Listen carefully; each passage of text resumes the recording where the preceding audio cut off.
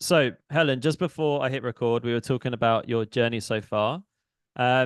Let the guys and girls listening know a bit more about your journey. So, remind me how many online clients you had before we started working together, and how many clients you've got on the books today. So before this experience, if anything, I had none, like none at all. It was just a case that I didn't know how to actually approach it.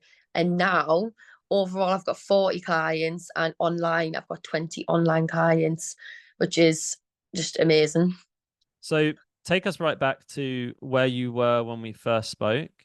And I remember we had a few battles on the phone, and Yeah, I always reference you and say when people think I'm just this like money grabbing business yeah. coach, like that people love to make out about business mentors. And look, there are some out there, but a lot of the time it's people like me who just want to fight for people that we think are capable of way more. So remind me how are you feeling about yourself and your business when we first spoke?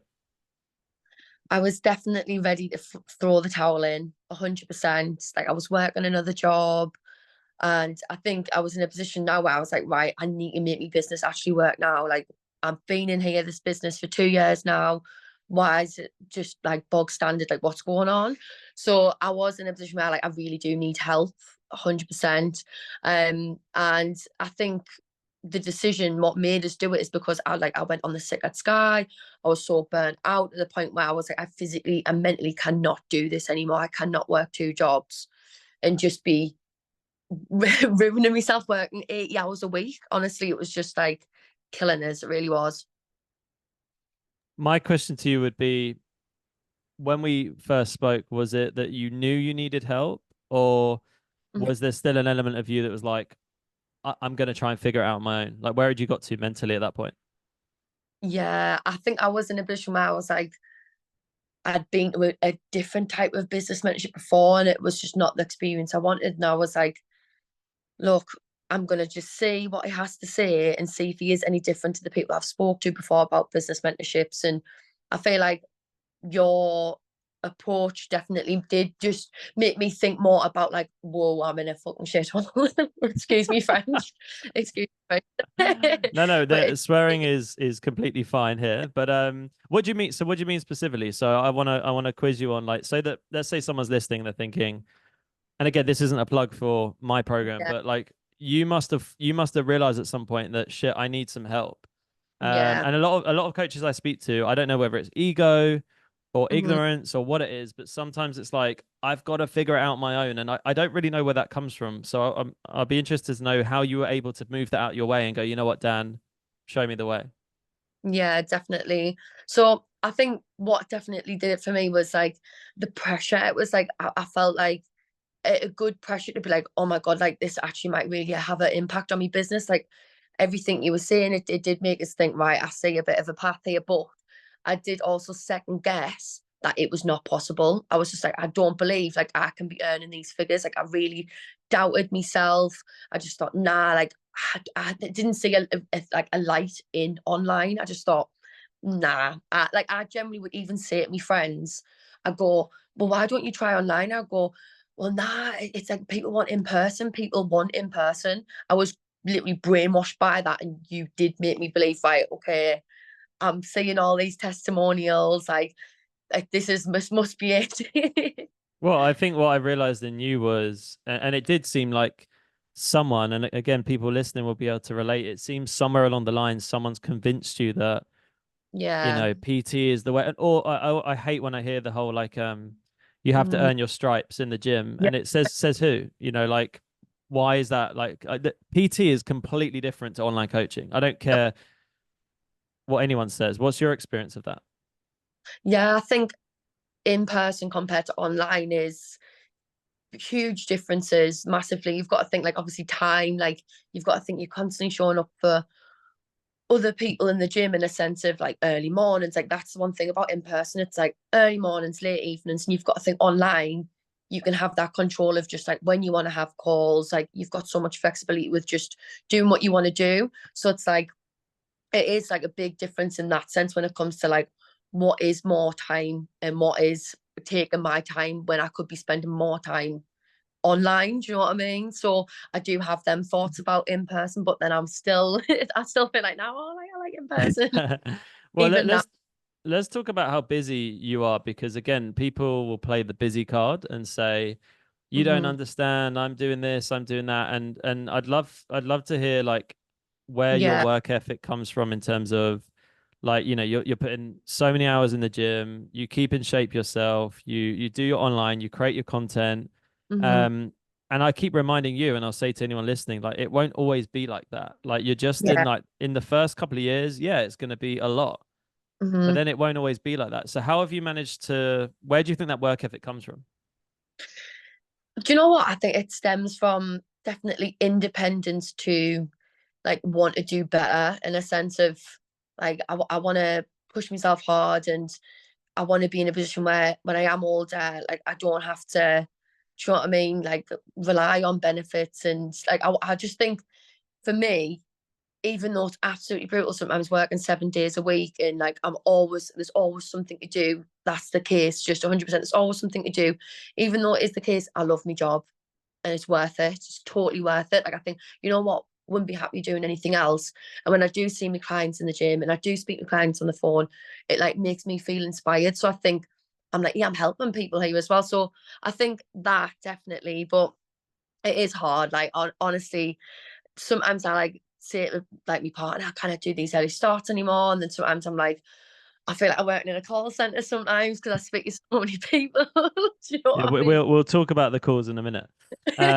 Look, I would say to you and for anyone listening that again, I want to remind you, and this is coming from someone who I've been running my business for 14 years, and Yeah, I think I was doing about 30 to 40 hours of PT. I had about 50 to 60 online clients. So, and I was posting every day on Instagram. So I know yeah, what it's like, right? And I just want to remind you, Helen, and everyone is like, again, it won't always be like this, but you have to, as an online coach, you have to get through this tough period in the beginning. But definitely. even for you specifically, like you're coming into a period where you'll be able to run some ads, you'll be able to like buy back your time, obviously look at changing Mhm. the way you deliver your coaching. So let's talk about that. Like I want you to give some tips to some of the guys who are like, I want to get started with online.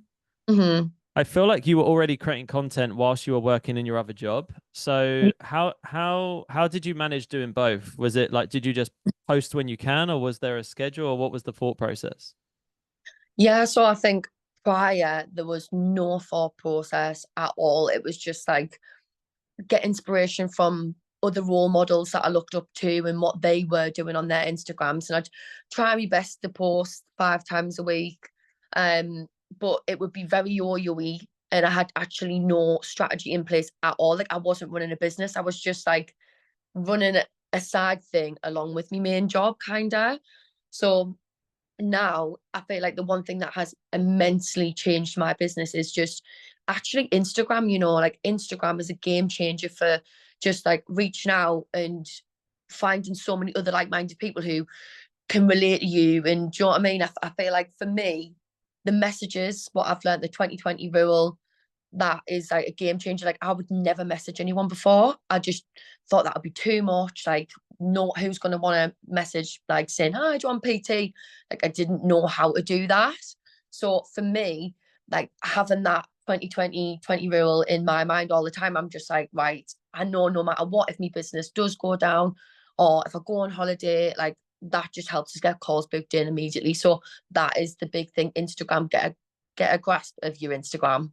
Yeah. What would I like that? What would you say to somebody who because you touched on a good point around the DMs, and I think the way I tried to describe it to you, and I try and describe it to anyone listening, is like Mhm, the gym floor is mhm, for PT is the gym floor, right?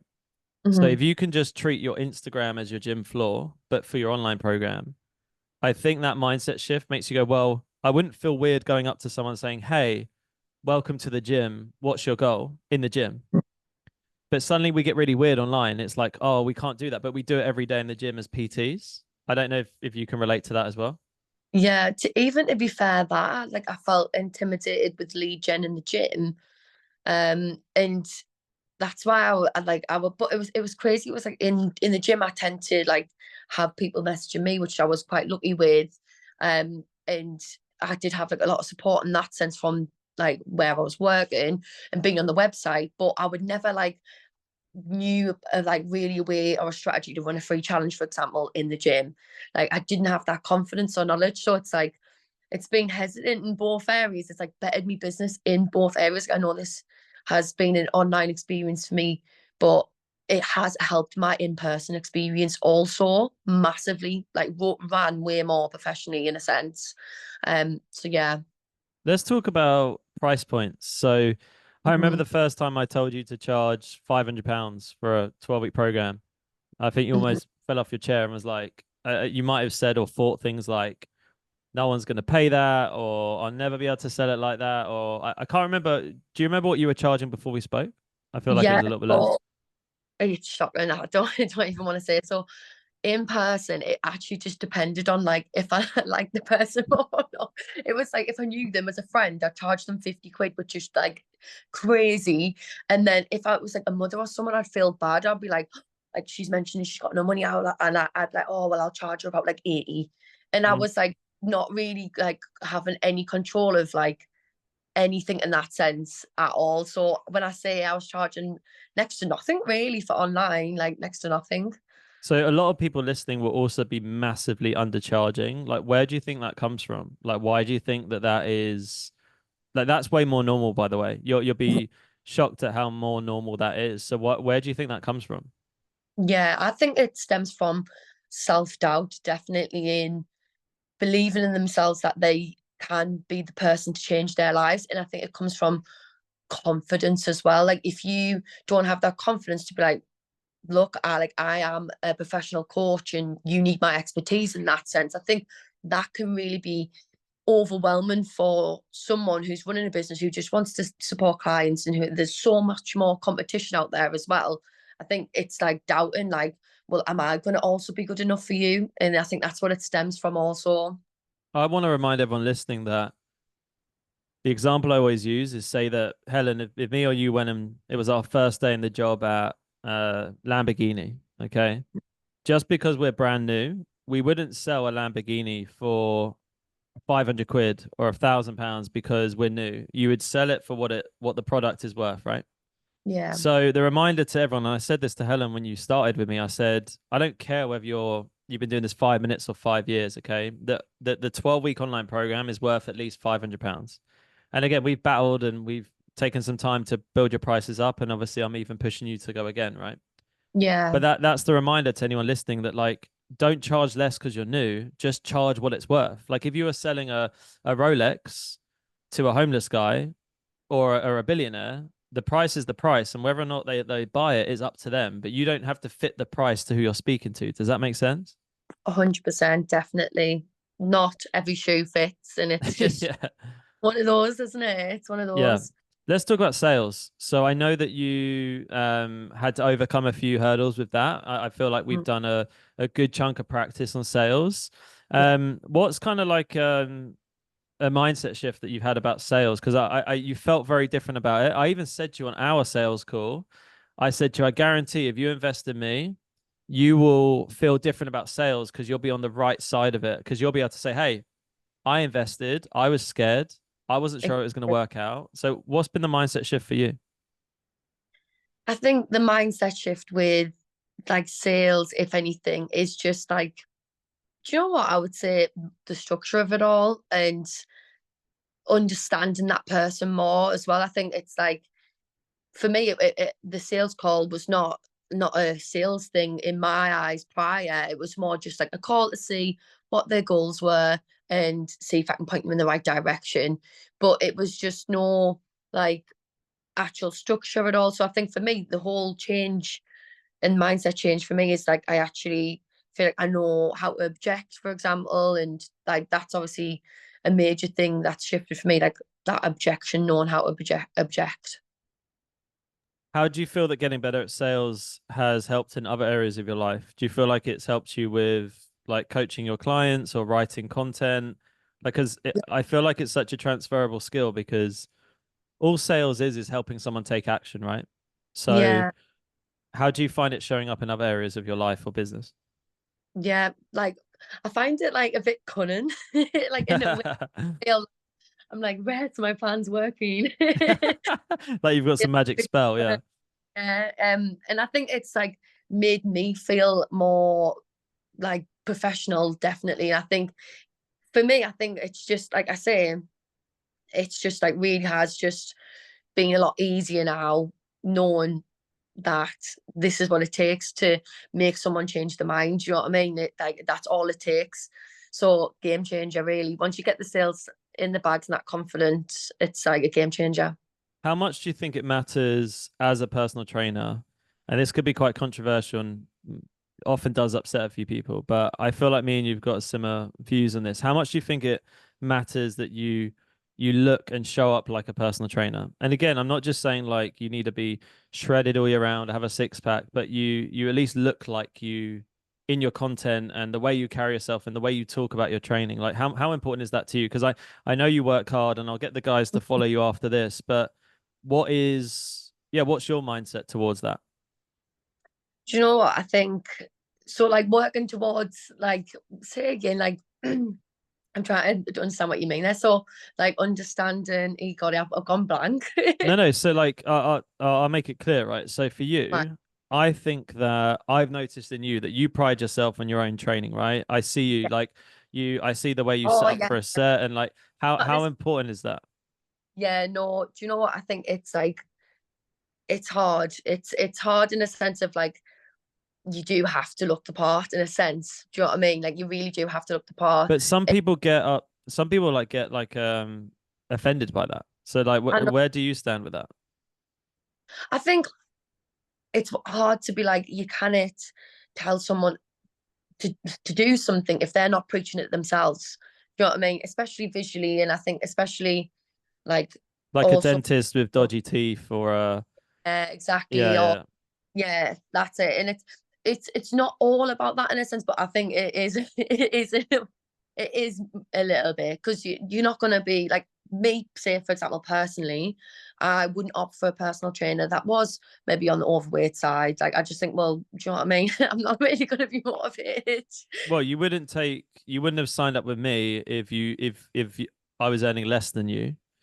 You wouldn't have signed up with me if I had less clients than you. So it's the same in every aspect. It's like you wouldn't get a Yeah. life coach. You wouldn't get a life coach that didn't have the life you like. Like it. For me, it's fairly obvious. And again, I want to make it clear to anyone listening, so no one gets upset. I'm not saying that and if you're on your journey, then great. But like, you should be on a journey. So like, let's say that you are trying to drop weight right now or build muscle or whatever, but you should be heading somewhere. And Hmm. I think that you're always documenting how you're heading somewhere. So how do you manage to find time for your own training? Because you're super busy, busier than a lot of people, but you still Hmm. always manage to maintain your training. So like, how have you managed to do that? Yeah, I think it comes down to priorities for one, and I think it's like it sounds very cliche, but that determination to be like you need to put yourself first, and I also can use myself to promote my business. Do you know what I mean? Mhm. Like it does make so much more. And I think that's why I do have like a good following on Instagram. Like I know it's not all about like my body, for example, but I think like looking the part, speaking the part, having the confidence, like knowledge, for example, and do you know what I mean? All that in one, everyone's gonna be like, this girl knows what she's doing. Clearly, do you know what I mean? Like I'm gonna take tips on this person because she knows everything that I'm talking about. So yeah. Okay. If, So last couple of questions would just be where are you heading? So let's say mm, we talk about like this time next year, but like let's go bigger picture. Like what is the ultimate goal for you? Like where is it fully online, traveling, different country? What is it yeah. for you? I think definitely I've mentioned it to you before. I would love to move to Australia. And I think the one doubt that has been in my mind is like, can I go fully online? And of course I can go fully online. Like do you know what I mean? I could go fully online now. Really, when I think about it, like I could 100% go fully online now. But it's something that traveling is like right, all online, move to Australia and just have that business on my laptop and I'll just live the life. That is the future, definitely.